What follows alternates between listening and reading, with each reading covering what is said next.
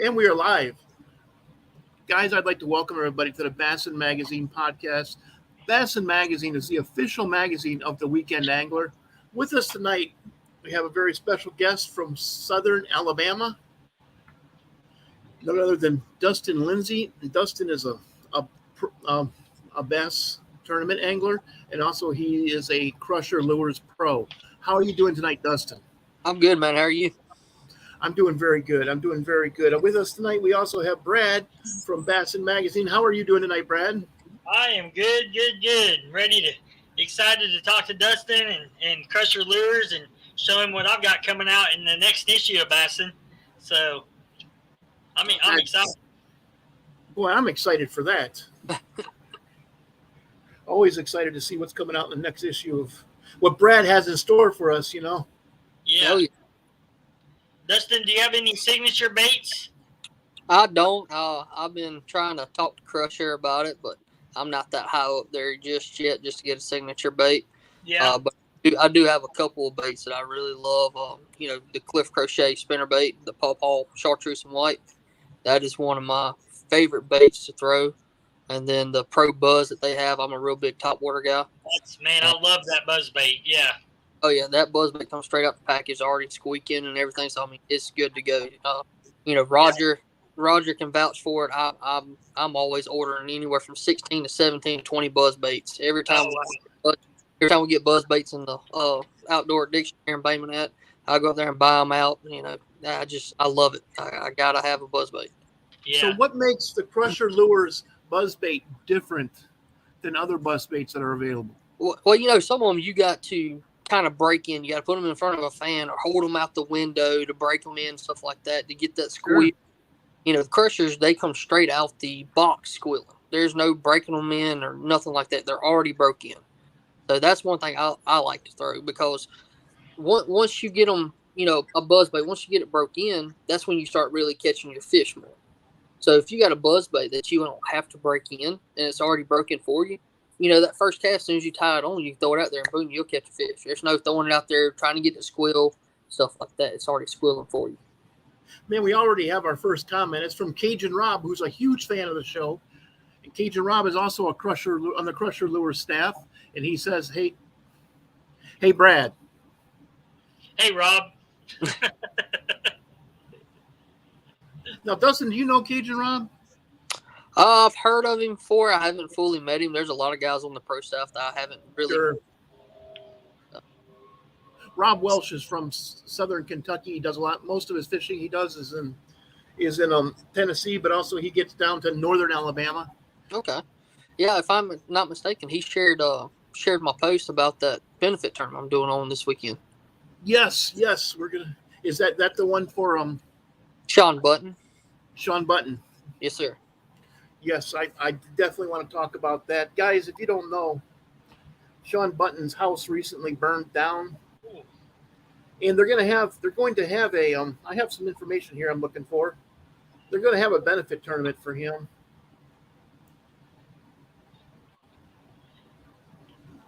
Hey, how many boats are you expecting for this, Dustin? Normally, I've just started recently hosting tournaments. We got one tournament trail that everybody fish down here called Pride of the South. I fish it. It's more of your teams. We got one solo tournament trail that goes on down here, the ABA American Bass. I fished it also. But the Pride, it's real big, but it only gives anglers down here just one choice to fish. So I was like, I want to, fish something else, but also host something else for other people to fish also. Yeah. So I decided to buy my scales and get everything. I've done talk to Blazer and stuff like that. I'm going to continue to see what all the big brand boats, got all that looking in. But the past couple of tournaments that I've hosted 2 actual tournaments. And then I got this benefit tournament coming up. I average between 30 to 40 boats. But once people are starting to see my payout scale on what I'm going to be paying, and versus, what other tournament trails around here pay and stuff like that. So I'm starting to get a lot more phone calls, a lot more text messages and stuff. Hey, man, send me your schedule. We want to fish. Can we prepay early?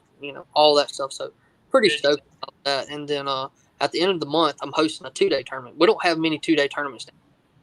And some guys, they want to do 2-day tournaments. And also, down here, you can go just like any other lake, but, we fish a tidal system down here. So one day you outgoing tide, and the tide, you would go out there and catch a stack. Well, the next day, it could be an incoming tide or a nip tide, and the bite is just going to be struggle.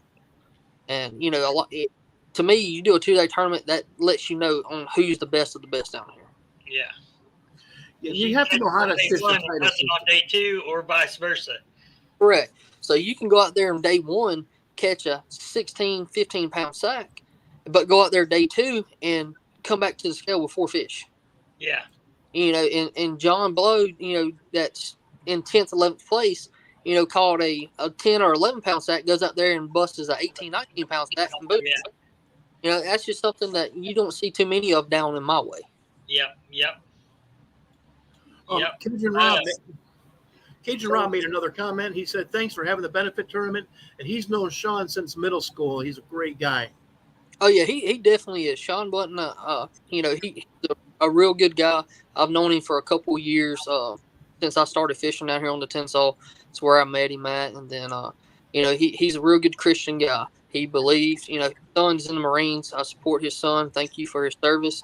But Sean is a real family man. Sean would give you the shirt off his back. And, what happened to him and his family was just devastating. They haven't been living up there in North Alabama, but I think 5 or 6 months, something like that. They just recently moved up there, and, everything was looking good. And then all of a sudden, boom, this happens. So I decided, I want to help his family out in some way that I could. You want to tell us some information about this tournament? Yes, sir. So on the tournament, we're going to be going out of Cliffs Landing. It's in Crossroads, Alabama. And it's going to be going on the Tensas River. The entry fee is going to be $160, and the pot is going to take $150. Big fish is going to have 10. And what we're going to do is we're going to split it up, and it's going to go 70% to the pot, 30% to the family. And also, I have a donation today. Winston Lindsey, he owns Living Southern Homes out of Bruton, Alabama. He donated $500 to the family.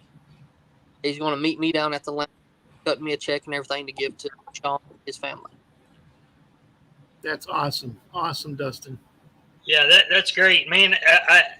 I'm sorry I don't know about this, but it's kind of short notice. But on behalf of Bassin, I'd like to give everybody a free 1-year subscription that enters your tournament at no charge. Just give me their information, and everybody that enters, that way they're getting something they're coming out and helping out with this tournament in their time. Oh, yeah, man. We appreciate that very much. And like I said, I would look, because if we get 60 boats, my contingency programs kick in. Right. But I'm hoping that we can get anywhere from 30 to 40. The money that I figured up, if we do that, I'm able to donate anywhere from $1,000 to $1,400 to Sean Button, plus the $500 that Mr. Winston, donated. That, to me, you get that and give that to them. That's able for them to get groceries, shirts, clothes, whatever they need in this devastation. Yeah.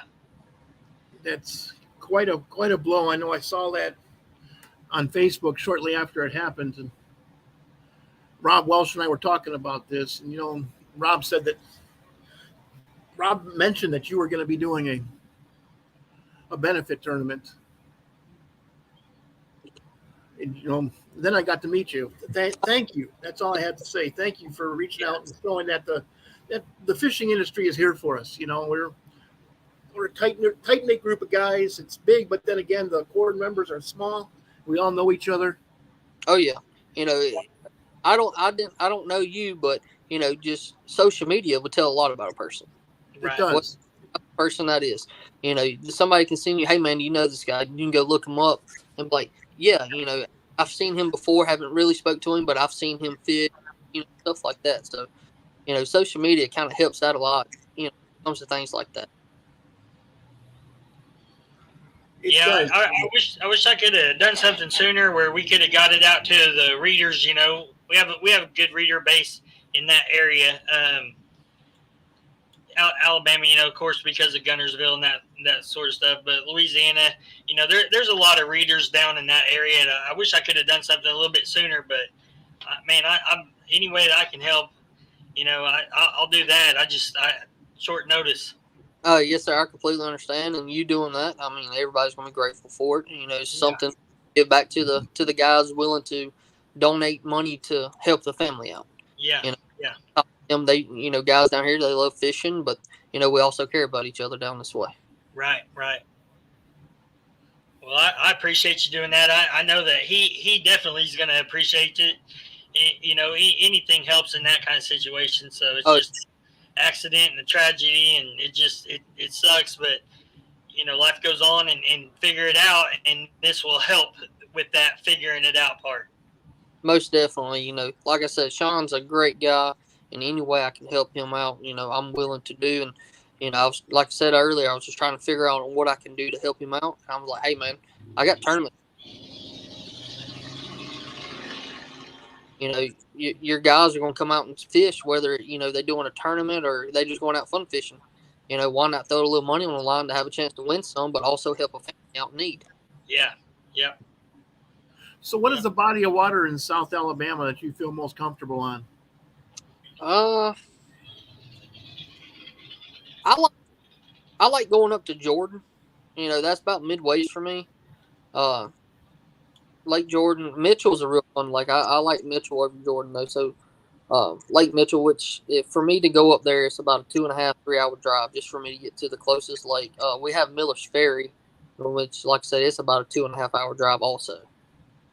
But down here on the Tensas River, if you're a bank beater, which like I am, because that's all we really got, then hey, this is heaven. Especially cypress trees and grass mats. We have a mixture of everything. Then if you get tired of bass and you want to go down and catch some reds, you can catch reds, you can catch specks. I mean, it's kind of it sucks because we're on a tidal system, but we also have some species that up north they don't have. You can't go up there up north and catch a red or catch a speck or something like that. Right. Well, I live in South Louisiana, so I know all about reds and specks, and also in the tidal systems, we catch some. They don't get huge in the tidal systems, but a 16-inch bass is going to weigh 3.5 pounds. Most definitely, and right now the way that the river's fishing, we've had a full moon. I took my daughter fishing yesterday. I fished a tournament this past. I also host Sunday afternoon tournament. And this past Sunday, it was 23 boats that entered, and it took 8.5 pounds to win. Wow. It just down here, a couple of weeks ago, the top water bite was on. I mean, it was fire. Spent one afternoon. I caught a 503, caught a 483. You caught a 503 in the marsh? Down here on the 10th. Yes, sir. Is basically I was throwing over a treetop, and I got the video. I posted it on the Facebook page, and it came off a buzzbait, Crusher Lures buzzbait. What did it come off of? I'm sorry, I lost that for a second. Crusher Lures buzzbait. Buzzbait. Okay. We do a lot of punching down here in the marsh, and sometimes you can go down the bayous and be looking on your looking on both sides, and you see nothing below you or on either side of you. Then you go right up. You go right up to the lilies, and punch through them, and it's loaded with bass. But you can't, no matter how good your sonar is, you're not going to find them. Yeah, there's certain here that punching works real good down here, especially whenever we get flooded waters, because when a lot of rain goes up north, it goes into the lakes. Well, they build them lakes up until they get so high, then they let it go on down to the next lake. Well, all that water eventually comes down to us, and when it comes down to us, it floods us because after I want to say Miller's Ferry's dam, after the dam up there at Miller's Ferry, there's no more dam. So whatever they let out, it's coming straight down the river. So, but then during high tide, it floods you guys, right? Yeah, well, it depends. If we got a north wind and the tide's coming in, it kind of helps some. If you got a south wind and the tide's coming in, you can hang that up, man. It's tough fishing when that happens. You're not going to win against the ocean, no. Oh no. Right. You're just not. Yeah, and what a lot of these guys do around here, they run up, they fish the Alabama River, they fish the Tom Bigby River, and by the time it get south wind and tide coming in, by the time it gets up there, they can already back versus what us guys in the middle that fish the middle, we get it all first. I want to backtrack for just a second. I reached out to Roger after I cast and said, hey, I really want to get Crusher Lures in there, and I think he was out and busy, and I went ahead and put the buzzbait in there, but he did reach back out to me, and we got the Pro Spin in there, and that's what's coming out right now. Yep. I'm not gonna let the readers read it, but there's a great picture of it right there. So you can go to Walmart, Barnes and Noble, Books A Million, Bass Pro Shops, Cabela's, ton of mom and pop bookstores. You can get the iCast issue. It's got Crusher Lures review in there of the Vivid Pro Spin. There's a bunch of other stuff in there too, but Roger did send me a couple of those, and I'm excited to throw them. So I just want to throw that out there since we were talking about that buzzbait. That's what I originally had in there, but yeah, that buzz and that buzzbait to me is a different animal. Like I said, I think very highly of that buzzbait. That is my go-to bait. I can have one rod on my deck, and I just throw it notoriously. So that would be your confidence lure? Would you say that's your confidence bait? That's where I was heading. Well, see, yeah, that's my confidence lure, but means that, I'll throw a buzz bait all the way till the water temperature down here is 55 degrees. It's been, late January, and I'm still catching fish on top water. Most of you guys put the buzz bait down. Now, you don't get many bites, but when you do get a bite, it's a good one. Yeah. And my buddy, Scott, he's the one that really turned me on to a buzz bait. I was more of a crankbait person, spinnerbait type of person. And then I finally, I was like, I'm going to start top water fishing some. And I picked up a frog. And, my buddy, he just kept beating my butt. Just annihilating. I'm like, dude, what are you doing different? And he finally said, hey, I'm throwing a buzzbait. I'm like, okay. So he showed me how he was throwing it and everything. And I just started throwing a buzzbait. And that's my go-to bait. And that's his go-to bait. It's a buzzbait. You can, any tournament, you look on the deck of our boat and you'll see, 1 to 3 rods, and it's going to be a buzzbait, a frog, and a worm or a jig. So. 3 rods. I can't imagine carrying 3 rods. Boy, yeah, that would be nice. I did a tournament this past Saturday. We fished one of the Pride of the South Elite tournaments, and me and my father, and I had a buzzbait, I had a jig, a spinnerbait, and a crankbait, and that's all I had. And the only 2 rods that I picked up and threw all day was the buzzbait and the spinnerbait. So for the Bassin reader, the weekend angler out there, okay, you Dustin, your go-to bait, your confidence bait's a buzzbait. I'm the reader. How do I learn how to throw that with consistency to catch fish and build confidence? How did you build confidence, and then how do I build confidence with that bait? Well, the way I built confidence with throwing a buzzbait, I made myself put every rod at the house. Basically took 1 rod, I got 65-pound braid on it, throwing on a 7-foot medium heavy rod. I'm throwing a 6 to 8 ratio. And I made myself go out there for 2 days in a row, throw nothing but a buzzbait. And to see the bass that I was catching versus what I was catching when I was throwing a crankbait or flipping a jig or something like that, the weights were just way better. So that's why I decided just to stick with a buzzbait. There's been tournaments, we take off down here sometimes at 5:30 and weigh-ins at 4 o'clock. And from the time I take off and get to my spot, once time I get to my spot, in 10 minutes before I have to be back in, I'll throw a buzzbait notoriously. That's all I'll throw. Well, you want to talk about confidence. My confidence lures, I am a finesse fisherman. I'm trying to branch out, but I have a hard time because I do so well in finesse.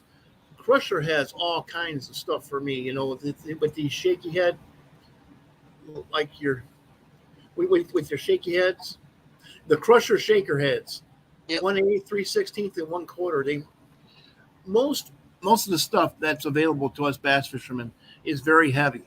That's why I love the fact that you have 1/8, because when you're fishing in really shallow water like I have available to me in South Louisiana, a 1/8 inch, I can actually throw that out there and work it very gently around the.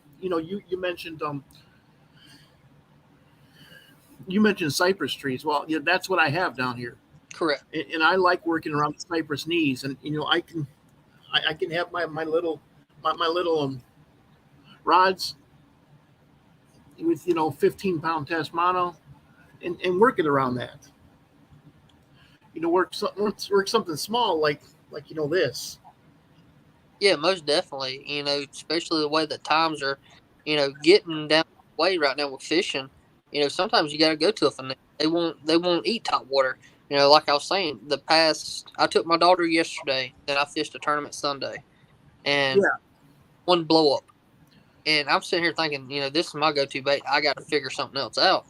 And I was like, well, I'm fishing wind-blown baits. They're not eating up top water. So that's when I picked up a spinner bait, and I just started catching them towards on a spinner bait. So, the past couple times that I've been out, I keep my buzz bait on the deck of the boat, but I also have a spinner bait and a jig. And that's what I have on the deck of my boat all the way into the water temperature. I'm all the way to the water temperature gets to about 55 degrees. Then I'll put the buzz bait up.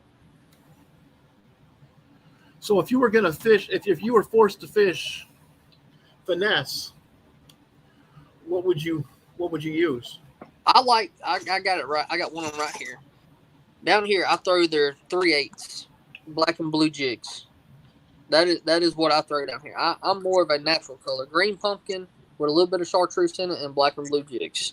To me, a jig and a Mag 2 Zoom worm is about my go-to baits for finesse fishing. Is that a football or what head style are you using on that? Honestly, it just says heavy finesse jig. It's similar to a football, but it's more of just a circle, circle head. It's not their actual. I think they have a football jig, in which, like I said, I'm not real big on throwing the football jigs because down here they're too heavy. You're fishing in 1.5 to 2 foot of water most down here where I fish at.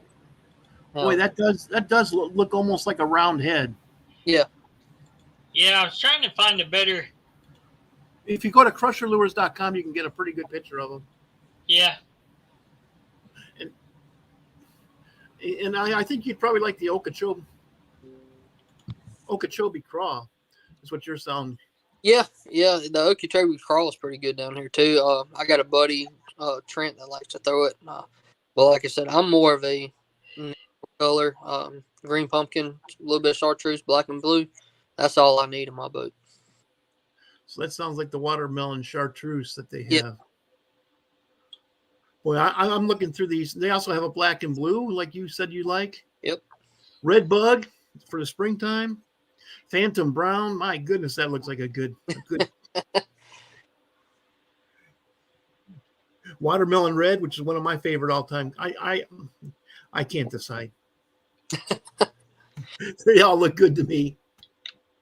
Yeah, they're real good baits, man. I mean, they're quality made. I mean, I haven't had no problems out of them. Crushers, been like them. I've been with them for going on 3 years now, and since day one, Roger's treated me like family. So the Tensas River. Describe to us where that is. Well, it's between I-10 and I-65 bridge is where we normally launch at. Okay. If you go up on Google Earth and you go down to like Miller, if you go up to Miller's Ferry and go to the dam where it transitions down to the Alabama and you got the Tom Bigby and stuff, that's what leads down to us. And the Tom Bigby turns from Tom Bigby to Mobile, and then the Alabama to the Mobile, then it branches off to the Tensas. Okay, so you're real far south, yeah. Yeah, I'm 30 minutes and I'm about 40 minutes from Gulf Shores. Okay. I go over to Orange Beach once a year. That's not really a fishing trip. Yeah, I mean, saltwater fishing. Go deep sea fishing, get you some amberjacks or some reds or something like that, and I work at the beach, so I mean, I drive it every day. I do HVAC. 90% of our jobs are down at the beach. Okay. So. And this grass changes. I mean, every day, every time, right? I mean, it's floating grass and submerged grass. Yep. So you got some submerged grass. You got your reeds out there, and then you got your mats and stuff. And depends on what the tide's doing and what the wind's doing. You can go one day and fish a mat, and then go back 2 days later, and that mat's not there. It's always Yeah. constantly changing. And then especially if we get a hurricane in, like I was saying earlier, you can run through a spot for 3 years in a row. We get a real bad hurricane come in. Well, that spot that you normally run through, now it has a mud flat in it. So now you got to figure out where that mud flat ends at. It's always changing down here. And, it's tough fishing, but it also makes you humble when you go to other lakes. Because, I've been up there on Lake Jordan, Lake Mitchell, you follow. Locals are like, oh, man, the lake's fishing tough. I'm like, dude, I caught, 16, 17 today. It's a good day for me. I don't know what y'all talking about. Right. Yeah. Fishing the marsh, it's the marsh has its own rules. Oh, yeah. And the fish are big and they're mean. And they sit down there and they just gobble up shrimp and small crabs and 16 different kinds of minnows that run through. Yep. It's getting like right now the fish are starting to eat on shrimp. So you'll take a DOY shrimp, throw it out there next to the reeds, work it, finesse fishing, and you'll hook up. But the thing is you don't know what you're hooking to. You can hook up to a bass, you can hook up to a red, or you can hook up to a speck, a flounder. It don't. It's like you're gambling down here. Oh, I'm trying to fish for a bass. It's like spinning a wheel. You got bass, reds, crappie, flounder. You spin that wheel, and you don't know what you're gonna catch. We got a question on the Bassin Facebook Live page. Jacob Foote, he asks, a lot of anglers are using plastics on buzz baits. Do you prefer a skirt or do you put plastic? Now, I'm a skirt fisherman. I like using a skirt. I use a skirt with a 3.25 paddle tail. Now, my buddy Scott, that got me on the buzz bait a couple years ago, he likes to take the skirt off, cut the head down some, and slide a horny toad or a smaller paddle tail, something like that up there to make it look, I guess, something different that everybody else ain't throwing. Interesting. I like that point you brought up. You like to have something a little different because these fish have seen the same, for generations, they've seen the same lure come through. Yeah. On almost a daily basis. I go and I'll try different things on, I'll take a buzz bait and take my little chartreuse dye and, start painting the paddle tails different, just trying to get something different that the bass hasn't seen. Yeah.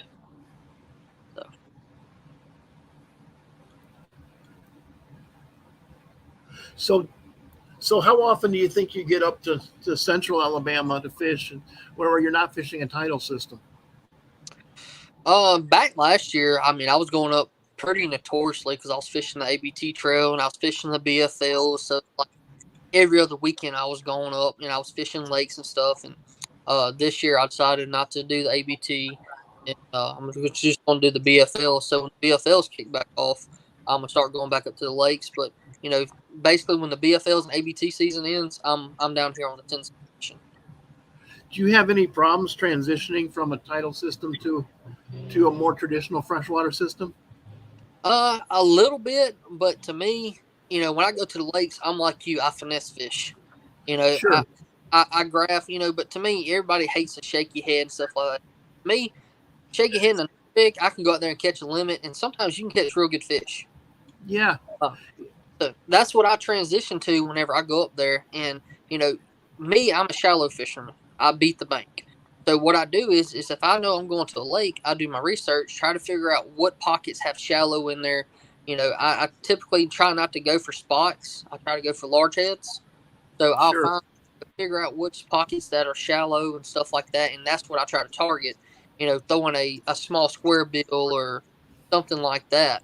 It's what I try to typically target up there on the lakes. Interesting. I like that. It's like my partner Trevor Elliott that I fished with for the ABT last year. He's a notorious deep water fisherman. Now, when I say deep, anywhere from 20 to 12 foot. And me, I like fishing anything from 5 foot to half a foot.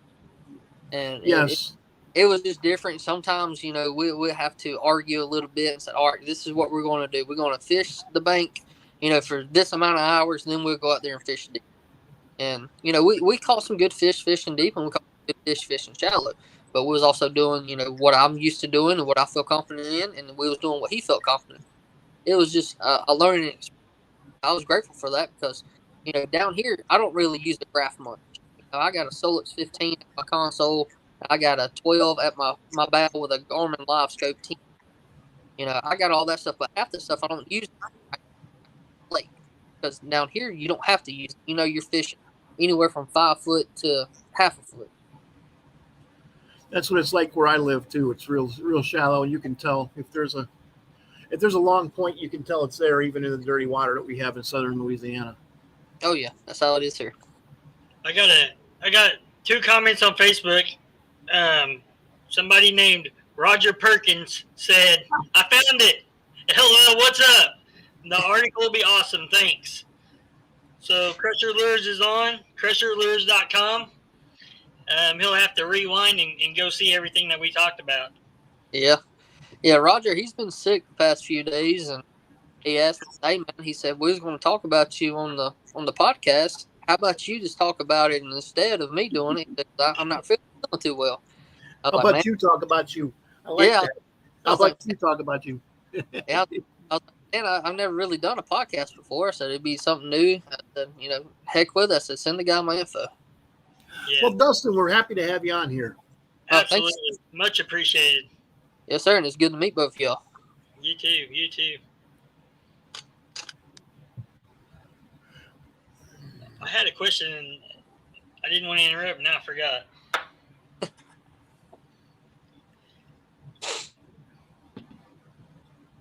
You said 60-pound braid on buzzbait, right? Yes, sir. That's what I throw. Do you feel that your hookups are more with braid? Yeah. Well, yeah, I like it because, for one, like I said, we're fishing the bank. We're fishing cypress trees. You fishing laydowns. You got granite down here that you have to work against, and gar and stuff like that. So when you throw braid, you don't really typically have to worry about it breaking. Versus if you throw 20-pound mono or fluoro, whatever you decide you want to throw on it, you throw it out there, get hung up. I can take and snatch that rod and pull that bait out. Yeah, I may bend the hook out, but at least I'm not breaking my bait off and losing it. Right. So any top water that I throw down here, and a lot of times I'll throw a spinner bait on a 65-pound braid. I've never done that. I did switch my top waters over to braid. I'm throwing 30-pound braid, but I feel my hookups are more on a spook style bait. I feel my hookups more with braid on than I do with mono. So that's why I was asking. Yeah, because when you're throwing it, you don't have that slack in it. So once the fish bite it, you just wait a second. You just lean into it, and the fish is there. You don't up that slack or worried about if you have a nick in it or pop. You can throw a braid in typically anything down here and just rip your bait straight out. You have no problems with it. Yeah, I agree. Now, you live as far south as I do. Do you ever have any problems with alligators in your buzz baits? Yeah, actually, I got a video on GoPro. My wife finally let me take my daughter fishing. My daughter just turned 3. And I finally convinced my wife into letting me take my daughter fishing, just me and her in the boat. My wife was very skeptical about that, but finally talked her into it. Well, the first time me and her's out fishing the other day, I'm sitting there, got on a baby fluke for her, letting her throw a fluke, and I got a buzz bait. I went more past her, and I get the buzz bait up under a lay down tree. I go to reel it, and all of a sudden you just hear a loud commotion. So I set the hook. Well, it was about a 3-foot alligator, and I get it to the boat. My daughter's looking at it, and all of a sudden it starts splashing. It starts freaking out, and I'm trying to make sure I don't lose the bait and make sure she's fine. And yeah, buzz baits and frogs down here, we have notoriously issues with alligators. I mean, I call buzz baits the dinner bell for alligators, man. Oh yeah, they would go behind your boat, follow you up as long as you're throwing that buzz bait. Try to get close to it. And I've seen little 3-footers, practically walk on top of the water to try to get a buzz bait. Yep. But also, the bass down here love them too. So Yeah, like I said, it's a tit for tat. But I rather, like I said, I keep numbers of buzz baits on my boat. Roger Benz, he's watching. He can vouch. I'm always, hey man, send me some more buzz baits. Send me some buzz baits. I need more buzz baits. Hey, you need to send make sure Short Edition gets their order in so they can get some more buzz baits because I'm out, and then I have to wait on him to ship one. I'm like, dude, I ain't time for that right now. I got a tournament coming up in 2 days. I'm on my buzz. So, but yeah, it's different down here fishing because bass love it, but you also know alligators love it, or your grinnell. Grinnell are real bad or worse than alligators. Would that be called a shoe pick or a bowhead or both in? Yeah, both in. Okay. Snakehead. Yeah, snakehead is bowfin is actually an indigenous fish. Snakeheads were introduced from Asia. Us Okies, it's all one species, but it's really not. But we call our perch, we call our bluegill perch. So go figure that too. My wife's from North Texas, and that's what she calls them too. Yeah. I'm looking at your swim bait heads. I like that design. Yeah, it's swim bait heads. I use a lot of swim baits out on when I'm actually targeting reds or specks. Yeah, if you look at the swim bait head, it has a groove in the head, so it allows your bait to stay straight. You know how sometimes your baits want to turn sideways and stuff like that when you're throwing a swim bait? Well, that groove allows that water to go over the head and allows it to stay straight instead of turning on the side and stuff like that. I also like the screw. Guys, if you want to see what I'm looking at, go to crusherlures.com. This also has a screw for the swim bait that you can either screw the swim bait in or just push it over that screw and it'll stay in. Yeah, and typically what I do with that is I put a little bit of super glue on it, Gorilla Glue, and then I screw it on up there so that way they have to literally rip the bait off of there just to get it, and your bait ain't, if you hook into a couple of fish, your bait gets wore out and it wants to typically sometimes try to slide off or something like that, but you put a little bit of glue on there, you're good to go. Sure. And also, also down in the marsh when I'm fishing for reds, sometimes I hook in the bass, even out in places I thought were saltwater. Yeah, down here is brackish water. Yeah, well, sometimes I'm a little bit further out in the marsh, and I think it's saltwater, but actually it must be brackish water because there's still bass in there. Guys, bass are an amazing species. They're so adaptive. They can live practically anywhere. I've caught it from Canada all the way down to the Gulf of Mexico. Now, have you ever caught a shark in brackish water on topwater? Never on topwater, but I have caught them on swim baits. Yeah, we was hosting a Sunday afternoon tournament down here, and a guy comes in with a pitcher. He's like, "Man, you'll never guess it." He said, "I was sitting there, fishing. All of a sudden, stuff just started busting on top of the water. So I took my whopper popper, threw it out there, and he had about a 3-foot shark come up and eat it." Oh, that's wow! What a waste of a good whopper plopper. Yeah, I do not like sharks. They're just, you grab them by the tip of their tail, and they still try to bite you. I don't know. I'm feeling a challenge right there. Like, can I do that out of my kayak? That's what. Yeah. Well, hey, you can do anything. Brad, you'd probably end up hooking into a 6-footer on your kayak. Probably. Brad has bad luck, Dustin. I guarantee you he ain't got the baddest luck that I have. I have some luck. If there is a log anywhere, I can find it in a bass boat. Yeah. And a mud flat, I can find it. Typically anything, and I have a lot of people that can vouch for me. Bad luck always seems to find me. I can do something good for somebody, and something bad is going to happen. Yeah. Oh yeah, you fit right in with me and Brad then. Yeah. Yes. I mean, you saw the technical difficulties just to get on at 6 exactly. Yeah. Mr. J is like, "Hey man, it's like 5:50." I was like, "Hey man, you want to send me the link?" Because he's like, "I'm gonna send it to you around 5:40 and everything." I was like, it's almost 6 o'clock. You want to send me the link and stuff? And he's like, "I'm having computer issues. I'll send it to you in just a second." It's something every week. Our watchers know. Oh yeah, it's 6:03. They'll be on any second. Any second now, they'll be on. Yeah, I had a flat and a blowout last week coming back to the office, and I text him. I'm like, "Hey, I'll be there. I'll be right there." And then AAA called back, and they're like, "Hey, we're responding to an accident. We're not coming." Huh. So yeah, it's always something. Yeah, we had Poche on, the guy who just won the Bassmaster Open on the Red River. And Brad's like, you won't believe what just happened. Yeah. Oh man. So hey, Dust, or do you have any further questions, Brad? I think I'm good. Other than stick around after this is off so we can talk and I can get you some information for your benefit tournament. Yes, sir. That sounds good. And again, we appreciate it and everything like that. Yeah. Do you have a website for that or anything, or how are people signing up?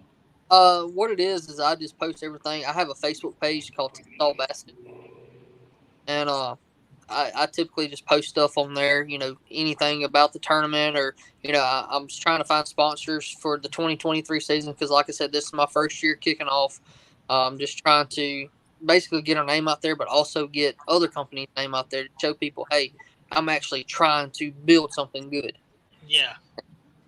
I post everything on Facebook. 90% of my stuff's on Facebook. I post videos on TikTok. I have, I think, almost 27,000 followers on TikTok and 411,000 likes and stuff like that. So I post a lot of stuff between them too. I post a little bit of stuff on Instagram, but Facebook and TikTok's about the mainly things I post stuff on. I'll look for you on TikTok too. So where would a guy go to get information about this benefit tournament? Yeah. Basically go to look me up, Dustin Lindsey, and it'll be a picture of me holding two bass, and then or you can type in Tensile Bass Series, and it'll pop up with a little bass logo and says Tensile Bass up under it, and you can scroll down through and there's pictures and stuff like that on there. Like I said, I post it daily, or you can go to South Alabama Bass Announcements. I post stuff on there also, and that's where you can also keep up with the tournaments that goes on in our local area. Awesome. Okay, folks, you heard it here. Benefit tournament. Just heard it from Dustin Lindsey. Yeah, it's the benefit tournament's going to a great cause. Like I said, it was a devastating thing that when Sean posted the pictures and the posts and stuff about it. My heart sank for him and his family. Luckily everybody was safe. Everybody got out finding the dogs. Everybody, and his son came home. His son was out on base and got to come home to be with his family during that tough time. And I was like, hey, I want to do something for you, Sean. You mind if I host a benefit tournament for you? He said, man, I appreciate that. He said, you didn't have to do it, but I appreciate it. Yeah. And anything, $100, $1,000, it's all going to help. It's just, yeah. Like I said, one of my sponsors. He would pay it forward as well. Oh, yeah. Like I said, Sean will give you, I've known him for a couple of years, and every time I've talked to him, he would, if something goes on, he will give you the shirt off. Yeah. And, like I said, one of my sponsors, Living Southern Homes, Winston Lindsay, he donated $500, so, that's going to help out a lot also. Yes. Yeah. Well, Dustin, we end each program with our guests giving shout outs. If you have any shout outs, any thank yous to any individuals, organizations, or companies, please feel free to do that now. Yeah, I just want to, give a shout out to Crusher. Like I said, I've been going on with them for 3 years. They basically, Hey, Dustin, hold on one second. So I'm next to the fire station, and you can't hear anything when they're here. So it cuts you off, and they'll just hear sirens. Just hold on one second. I'm really sorry. I learned by watching that. I figured that you wouldn't pick it up. It picks it up. So I learned by watching. Go ahead. I'm sorry. Go ahead. Anyway, just Crusher Lures. Roger and Ashley Brasher. Roger, gave me that jig that up there at Logan Martin, and we kind of hit it off. And I appreciate everything that the Crusher guys do. They wrap my boat for me for the past 2 years. Anytime I need something, they're there. Like I said, they're like family. And my father-in-law, I work for him at TM Heating and Air. Allows me to take off of work whenever I need to go fish. He supports me. He may want to kill me sometimes because I'm missing so much work and we got so much going on. But he helps me out. Then Living Southern Homes, I just picked them up this year. And then Blackman Insurance out of Bay Minette also. I coached his daughter, and he was like, "Hey man," he said, "I see that you're real big on fishing and stuff. I like put my logo inside your boat. Try to get some advertisement." So I worked that deal out with them, and then Marine Pro here in Crossroads. Them guys up there jam up. They hook you up on anything that you need as far as maintenance and stuff on your boats, or if you want to add some stereos to it, anything. Benny up there is a real good guy. And then also, Wally's Marine down in Mobile, the people that sold me my Phoenix boat. There's been times that some people can't get to me. I need something done right then and there for a tournament I got coming up. And, Blake over there, he takes real good care of us. So, I like to, give a big shout out to them, and also to Living Southern Homes, Winston. He's been real good, and he's also helped out the Button family. So, that's people that I look forward to trying to help out. Absolutely. Try to show, try to get their names out there too. If they have times to put their trust in me, then I want to help them, get where they be with business wise. Well, thank you very much, Dustin. I also like to thank you for taking time out of your busy schedule to come and talk to our viewers here on the Bassin Magazine podcast. Bassin Magazine, guys, is the official magazine of the Weekend Angler. I'd also like to thank Brad for taking time out of his busy schedule to come here and talk to our viewers. Yes, sir. I appreciate y'all having me on, and like I said, it was real nice to meet y'all. And now I got something out of 2 new friends. It's all gonna be gravy. Awesome. Well, I appreciate you a ton. Thank you so much. And stick around after we end the podcast, Dustin. We'd like to talk to you. Yes, sir. Sounds good. And thank you guys for viewing the Bassin Magazine podcast. And guys, have fun this weekend. Remember, you only get to do this once.